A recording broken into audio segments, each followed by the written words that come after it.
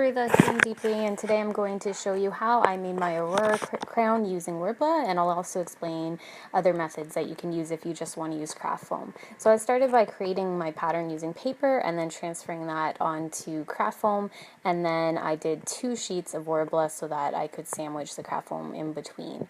I started by taping the craft foam pieces together and then heating up my worbla so that I could sandwich it in the middle. If you want to just use craft foam and not worbla, you can skip the second step of using the worbla, and I would probably double up the craft foam just to make it a little bit thicker so that it's less flimsy, but the same principles would apply. Also make sure when you make your pattern you make it a little bit bigger than your head, because when you have a wig on it will be too small if you fitted it perfectly just for your head shape. So I put the craft foam in between the pieces of worbla and I heated it up. I also made sure I really heated up along the seams so that I could kind of squish the seams of the worbla together. Even though you use 2 layers of worbla, when you squish the seams together it doesn't really show, especially because when I cut out my pattern from the worbla, I made the worbla pattern just a little bit bigger than the craft foam pattern.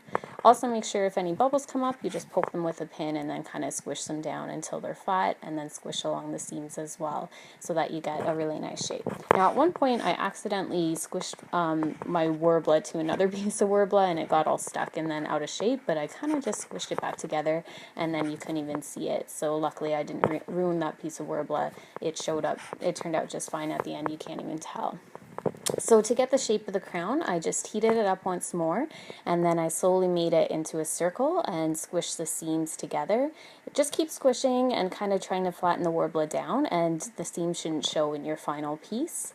To get the points sticking up, I would heat them up one at a time and then just kind of lay it flat on my board until they were straight.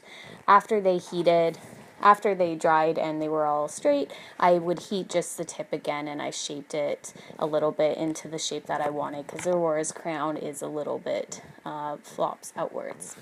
Next, for the sanding process, I used a hand sander and I added about 7 layers of gesso, and then I used about 180 grit sandpaper. You don't have to use a hand sander, but it makes it go a little bit quicker. Just be careful not to sand too much straight down to the worbla, because if you sand too much right down to the worbla gets kind of like fuzzy, and then it's really difficult to get that part of the worbla smooth. You have to kind of heat it and squish it down a bit again.